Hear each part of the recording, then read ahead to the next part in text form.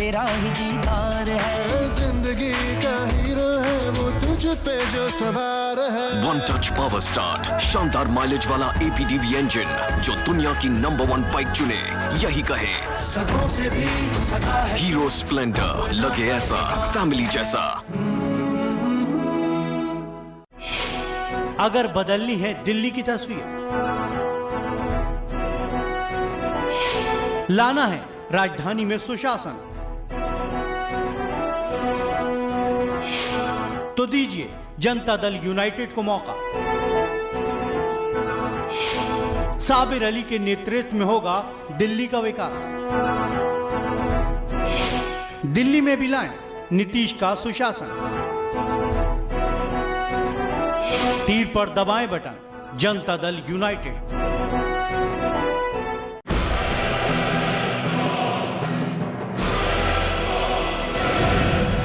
राजनीति के बदलते चेहरे,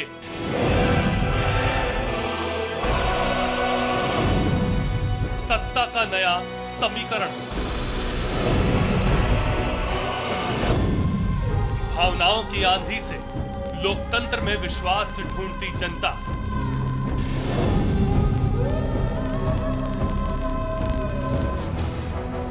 खबर की असल हकीकत पर जिम्मेदारी की साथ, हर खबर है यहां खास, क्योंकि हर खबर पर है हमारी पैनी नजर।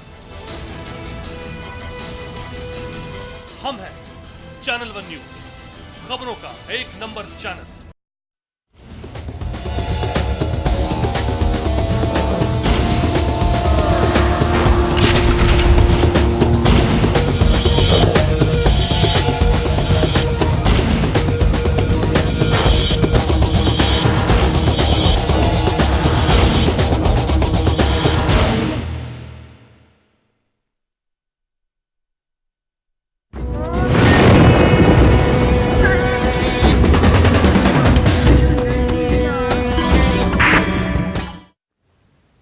नमस्कार, आप देख रहे हैं तहकीकात और मैं हूं आसिफ खान। तहकीकात में आज दिखाएंगे दरिंदगी की उस दास्तां को जिसमें दरिंदों ने न केवल नाबालिग को अपनी हवस का शिकार बनाया बल्कि सबूत मिटाने के इरादे से मासूम को ही दुनिया से मिटा दिया।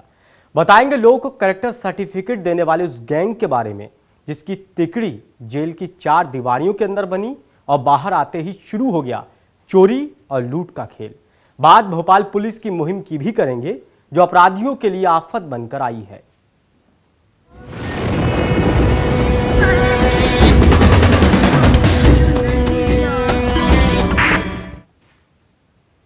मेरठ से दरिंदगी की एक दर्दनाक दास्तां सामने आई है, जहां 3 दरिंदों ने एक नाबालिग लड़की को न केवल हवस का शिकार बनाया बल्कि सबूत मिटाने के लिए उसकी बेरहमी से हत्या कर दी।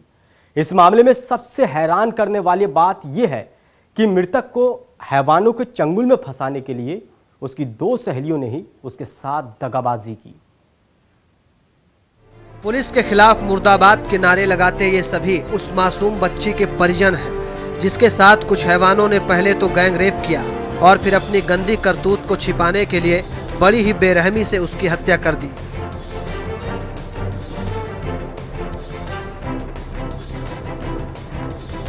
वहीं इस वारदात को कई दिन बीत जाने के बाद भी पुलिस हत्यारों के खिलाफ कोई कार्रवाई नहीं कर पाई है।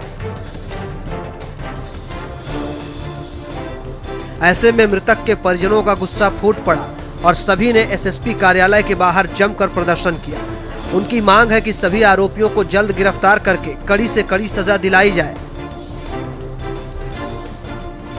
वारदात मेरठ के लिसाड़ी गेट क्षेत्र की है, जहां के लखीपुरा कॉलोनी में रहने वाली महज 12 साल की बच्ची को बीती 21 तारीख को पड़ोस में ही रहने वाली उसकी 2 सहेलियां पढ़ाई के बहाने अपने साथ ले गईं। जिसके बाद दोनों ने लड़की को पहले से ही उनका इंतजार कर रहे पड़ोस के 3 युवकों नौशाद, शारिक और रियाजुद्दीन के हवाले कर दिया। लड़की के चंगुल में आते ही दरिंदों ने अपने नापाक मंसूबों को अंजाम दिया। उधर बच्ची के घर वापस न लौटने पर पहले तो उसकी काफी तलाश की गई, लेकिन उसके बाद भी जब वो नहीं मिली तो पुलिस में उसकी गुमशुदगी की रिपोर्ट दर्ज करा दी गई। ले आने के बाद में इन्होंने बलात्कार करके वैसे लोंडिया को मार दिया। मारने के बाद चाकू छुरी से मारा और गला घोट के मारा, ईंटों से भी मारा उसे बच्ची को। इसको ले आ गए जैनपुर गांव है उसके वहाँ फेंका है ऑटो में डाल के। उसके बाद में पुलिस वालों ने भी वहाँ से उस लड़की को बरामद करके हमारे पास फ़ोन करके आपकी बच्ची मिल गई। मिलने के बाद में हमने पूछताछ करी कि आपने ये मिट्टी कहाँ भेज दी, हमने लावारिस में वहाँ भेज दिया है मेंडिकल। जब हमने फ़ोन कर दिया, सारी बात कर दिया, फिर भी लावारिस में क्या हो गया, जबकि हम परिजन उनको दे चुके थे वायरलेस पर खबर। तो उसके बाद में हमने वहाँ पर पूछताछ करने के बाद में हम आ गए मेंडिकल में आने के बाद में उसको बच्ची को देखा। देखने के बाद में बहुत दुर्दशा थी उसकी। जांच में सामने आया कि लड़की को आखिरी बार उसकी 2 सहेलियों के साथ देखा गया था। दोनों सहेलियों को हिरासत में लिया गया और पूछताछ में सारा मामला पानी की तरह साफ हो गया। पूछताछ में सामने आया कि मृतक की पड़ोसी नौशाद से दोस्ती थी।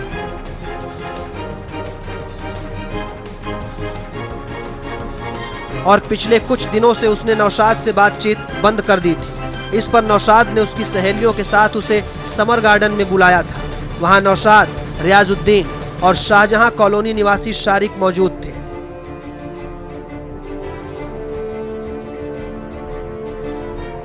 इन लोगों ने किशोरी के साथ दुष्कर्म करने के बाद उसकी हत्या कर दी। पुलिस ने इस मामले में एक आरोपी और मृतक की दोनों सहेलियों को गिरफ्तार कर लिया।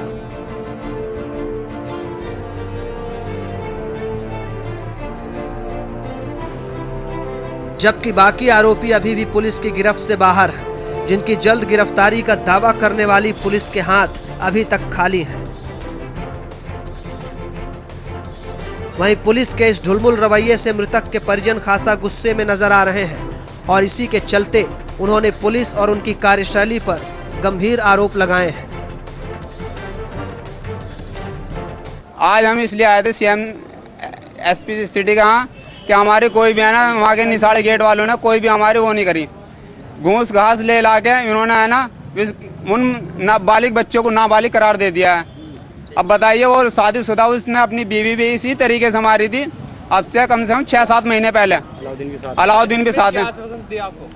एसपी सिटी ने ये आश्वासन दिया था, हम क्या नाम जी आपके काम में ही आपके हक में काम करेंगे हम। और यहाँ पे हम फिर इसीलिए आए हैं कि क्योंकि एसपी सिटी ने हमें आश्वासन दिया था कि कोई काम नहीं करा, तो इसलिए हम यहाँ पे आए। पुलिस की माने तो वो मामले की कार्रवाई में जुटी हुई है और आरोपियों की धरपकड़ की कोशिश कर रही है, लेकिन शायद जमीनी हकीकत कुछ और है। वारदात को लगभग 1 हफ्ता बीत जाने के बाद भी पुलिस के हाथों आरोपियों के खिलाफ कोई सबूत नहीं लगा।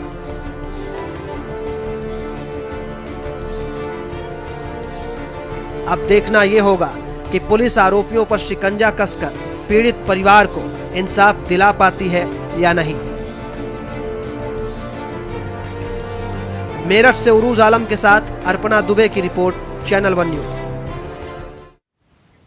उधर इंदौर के आजाद नगर इलाके में पारिवारिक विवाद के चलते एक पति ने अपनी पत्नी पर घासलेट डालकर उसे आग के हवाले कर दिया। पूरी घटना का चश्मदीद 4 साल का मासूम है। फिलहाल महिला को गंभीर हालत में उपचार के लिए एमवाई अस्पताल में भर्ती कराया गया है।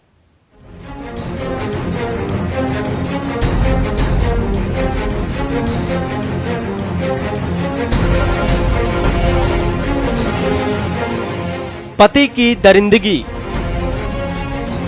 पत्नी को जिंदा जलाया। चाय बनाने को लेकर हुआ विवाद और दे दिया हैवानियत को अंजाम। जी हां, पति पत्नी के रिश्ते को तार-तार करने वाली ये सनसनीखेज वारदात सामने आई है इंदौर के आजाद नगर से, जहां पवनपुरी पालदा में पारिवारिक विवाद के चलते पति शकील ने अपनी पत्नी नजमा को आग के हवाले कर दिया।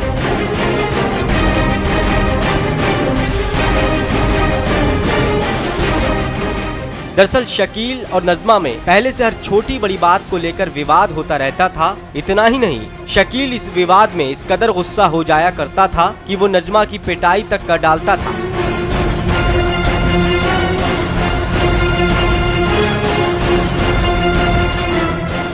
इतनी ज्यादतियां सहने के बावजूद नजमा अपनी गृहस्थी उजाड़ने के डर से चुपचाप ये सब सहती रहती थी, लेकिन उसे इस बात का इल्म बिल्कुल नहीं था कि उसकी ये चुप्पी उसके लिए जानलेवा बन जाएगी।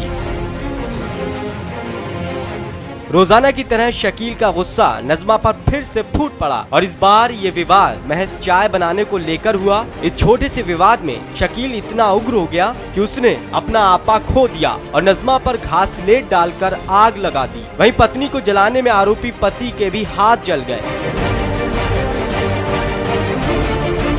वहीं घटना को चश्मदीद मासूम बेटे ने अपने पिता की सारी करतूत बयां कर दी, जो इस वारदात की तबाही से बिल्कुल अनजान है। किसे जली? तो पापा ने जलाया क्या? क्या बोल रहे थे पापा?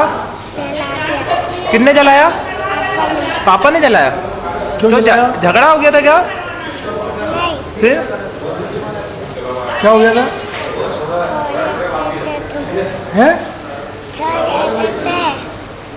झगड़ा हुआ था दोनों का? फिर किसने जलाया? कैसे जलाया देखा था आपने?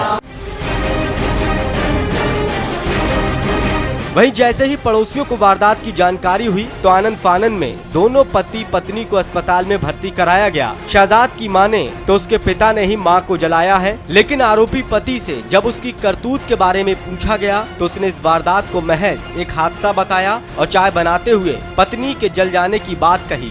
साथ ही जब आरोपी से उसके जले हुए हाथों के बारे में पूछा गया तो उसने जली हुई पत्नी को बचाने का हवाला दे दिया। तो जलाने के तो एकदम से आग लगती है, माचिस वाचिस से, चिमनी उमनी से या चाय बना रही थी, आग लगती है। क्या नाम? बाथरूम करने का है नजमा भी। तुम्हारा क्या नाम? सलमा शकील कहाँ रहते हो? आजत नगर पालना। साइकिल में नाम?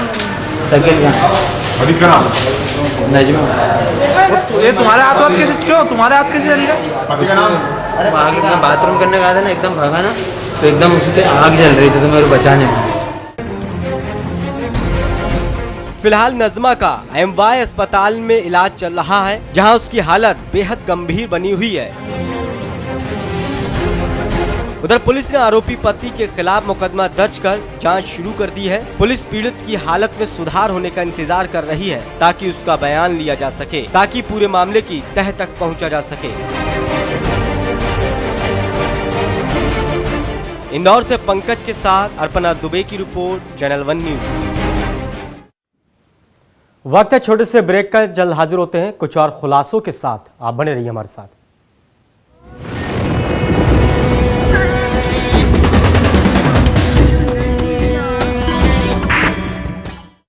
अच्छा स्टॉप विजिटिंग।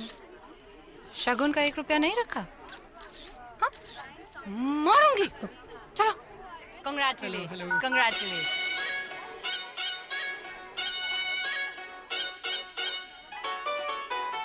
शगुन कहाँ है? 1 रुपए का ही है। देखो वीडियोस 1 रुपए में। 52010 पे कॉल करो, क्लिक करो, चूज करो, एंजॉय करो। 1 रुपए में सुपर हिट। अगर बदलनी है दिल्ली की तस्वीर, लाना है राजधानी में सुशासन, तो दीजिए जनता दल यूनाइटेड को मौका। साबिर अली के नेतृत्व में होगा दिल्ली का विकास। दिल्ली में भी लाएं नीतीश का सुशासन। तीर पर दबाएं बटन, जनता दल यूनाइटेड।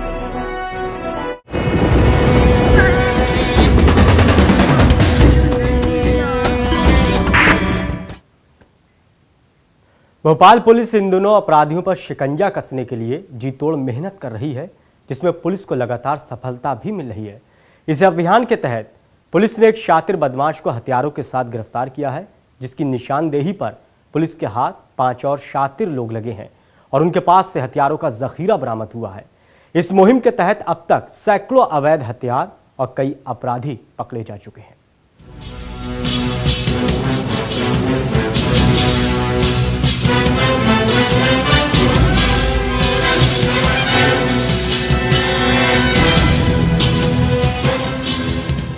शहर की सुरक्षा व्यवस्था को लेकर पुलिस खासी मुस्तैद नजर आ रही है।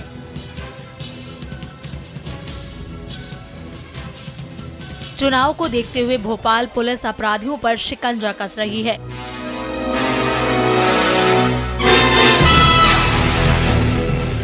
प्रदेश में चुनाव के मद्देनजर आचार संहिता भी लागू है। ऐसे में पुलिस अपराधियों, जिला बदर आरोपियों और स्थायी वारंटों की तामील के लिए सघन चेकिंग अभियान चला रही है। इसी सिलसिले में थाना मिसरोद और जहांगीराबाद की संयुक्त टीम ने एक बड़ी कामयाबी हासिल की है।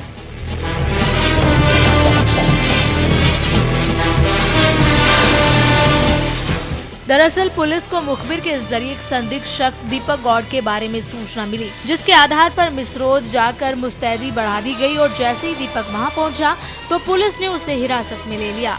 वहीं जब दीपक की तलाशी ली गई तो उसके पास से एक देसी कट्टा और गाड़ियों से एक देसी पिस्टल बरामद हुई।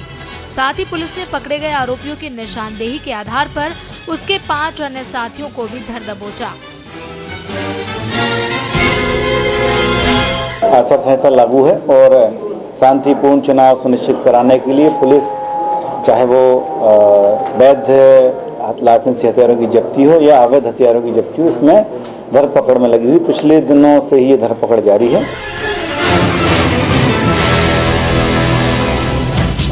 पुलिस ने पकड़े गए सभी 6 आरोपियों के पास से 3 देसी कट्टे, 2 देसी पिस्टल, 1 देसी 6 राउंड रिवॉल्वर, 6 तलवार और एक मोटरसाइकिल जब्त की है।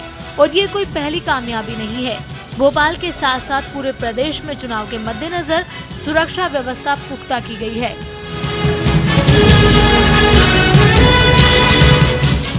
आचार संहिता लागू होने के बाद से अब तक न सिर्फ सैकड़ों हथियार पकड़े गए हैं, बल्कि 20 लाख रुपए भी क्राइम ब्रांच ने अलग अलग मामलों में जब्त किए हैं। पुलिस अधिकारियों के मुताबिक अब तक कुल 837 हथियारों की बरामदगी की जा चुकी है। पूरे जिले में 837 हथियार, अवैध चाकू, छुरी, पिस्टल, रिवॉल्वर पकड़े जा चुके हैं। इसी क्रम में क्राइम ब्रांच की इंफॉर्मेशन पर जिला पुलिस में मिसरोद और जहांगीराबाद के सहयोग से हमने 6 व्यक्तियों को गिरफ्तार किया गया है। इन 6 व्यक्तियों से 6 रिवॉल्वर, 6 तलवारें और 6 राउंड जब्त किए गए हैं। फिलहाल पुलिस ने पकड़े गए आरोपियों को गिरफ्तार कर आगे की कार्रवाई शुरू कर दी है। जांच में सामने आया है कि सभी आरोपियों के खिलाफ कई आपराधिक मामले पहले से ही दर्ज हैं। पुलिस ने इन सभी आरोपियों से पूछताछ तेज कर दी है और आशंका जताई जा रही है कि पूछताछ के बाद इनके बाकी साथी आरोपियों का भी पता चल जाएगा।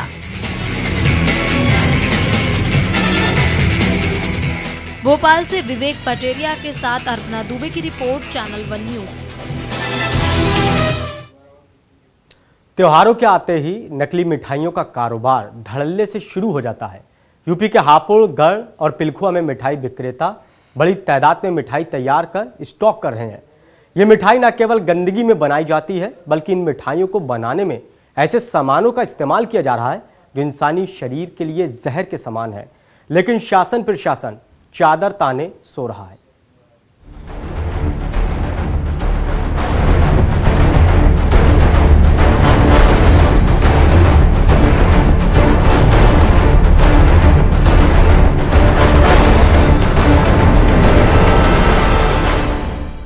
दिवाली एक ऐसा त्योहार है जो लोगों के रिश्तों में मिठास घोल देता है।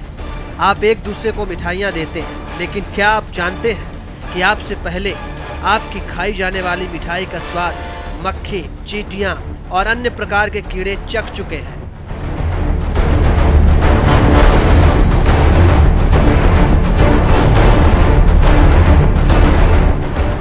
जी हाँ, मामला है हापुड़ के गढ़ पिलखुआ का, जहां दिवाली की मिठाई कीड़े मकोड़े और नाली की गंदगी के बीच तैयार की जा रही है।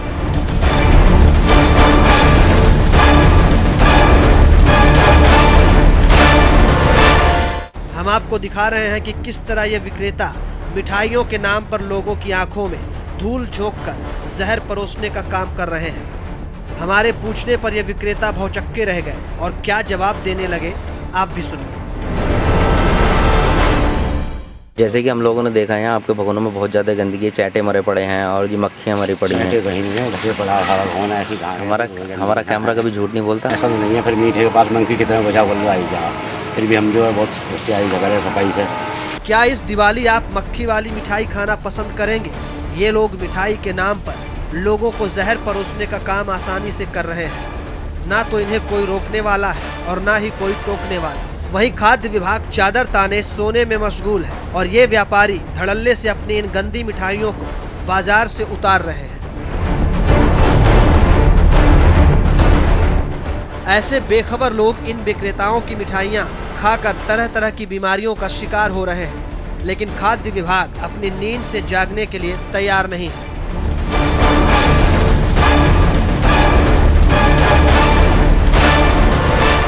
जहां लोग इन बीमारियों वाली मिठाइयों का शिकार हो रहे हैं, वहीं प्रशासन के आला अधिकारी इन लोगों के खिलाफ कोई भी कार्रवाई करना मुनासिब नहीं समझ रहे। ऐसे में साफ जाहिर होता है कि प्रशासन केवल दिखावा मात्र लोगों को सुरक्षा का दावा करता है। ये धड़ल्ले से बनती मिठाइयां प्रशासन के सुरक्षा दावों का पोल खोलती नजर आ रही हैं।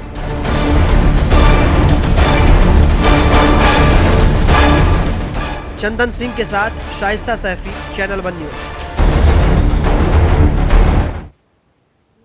ईस्ट दिल्ली पुलिस ने एक ऐसे ऑटो लिफ्टर गैंग का पर्दाफाश किया है जो न केवल दिल्ली बल्कि यूपी के कई शहरों से गाड़ियां चुराने का काम करते थे और जरूरतमंद लोगों से पैसे लेकर फर्जी कैरेक्टर सर्टिफिकेट भी दिया करते थे। गैंग के 3 लोगों को गिरफ्तार कर लिया गया है। ये तिकड़ी जेल के अंदर बनी थी। पुलिस की गिरफ्त में खड़े ये तीनों बदमाश पहले तो गाड़ियों की चोरी करते, फिर चोरी की गाड़ियों में सवार होकर अपना हाथ साफ करने के लिए गाड़ियों की तलाश में जुट जाते।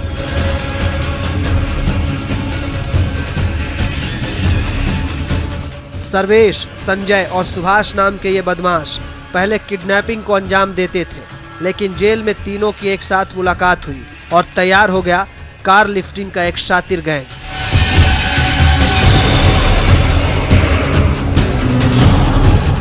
पुलिस के मुताबिक इस गैंग ने 19 अक्टूबर को यूपी के एटा जिले से गाड़ी चोरी की थी, लेकिन चोरी की और यूपी पुलिस को चकमा देने के इरादे से निकल पड़े दिल्ली के टूर पर, लेकिन इनकी किस्मत दगा दे गई और चढ़ गए दिल्ली पुलिस के हत्थे।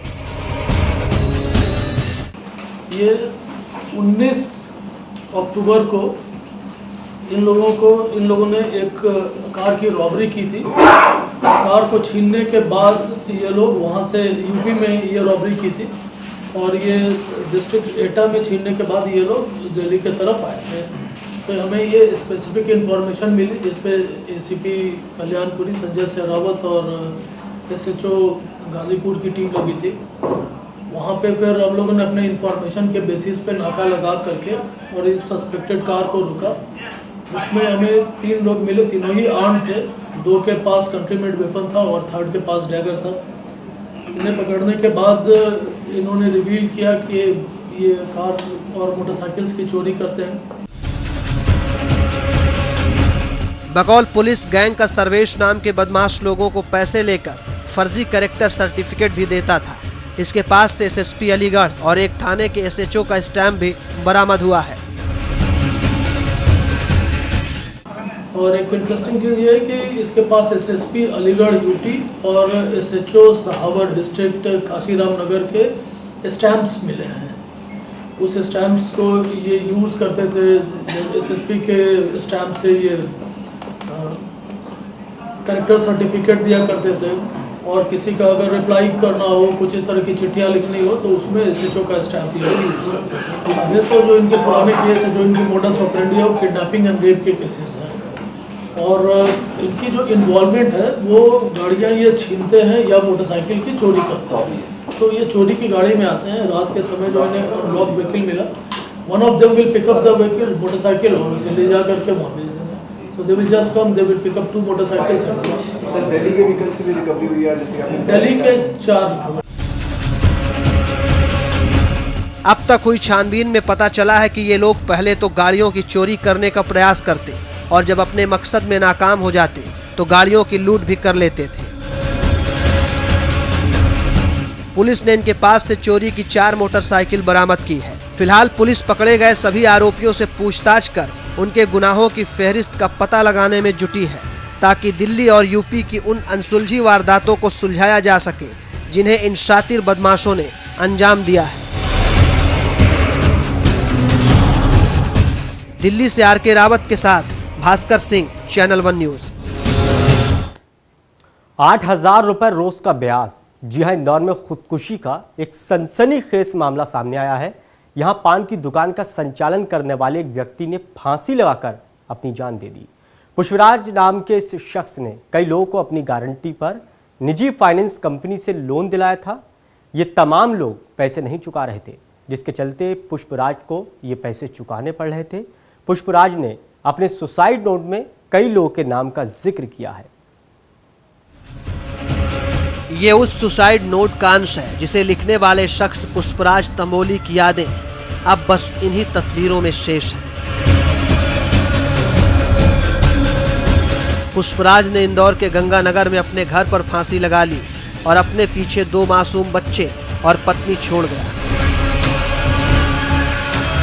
साथ ही छोड़ गया सूदखोर की प्रताड़ना की एक और अंतहीन कहानी। पुष्पराज ने टुकड़े टुकड़े में लिखे अपने सुसाइड नोट में अपने खुदकुशी की सारी वजहों को बयान किया है कि वो 8,000 रुपए रोज ब्याज पर चुका रहा था। सूदखोरों को पैसे देकर उसकी सारी जमा पूंजी लुट गई।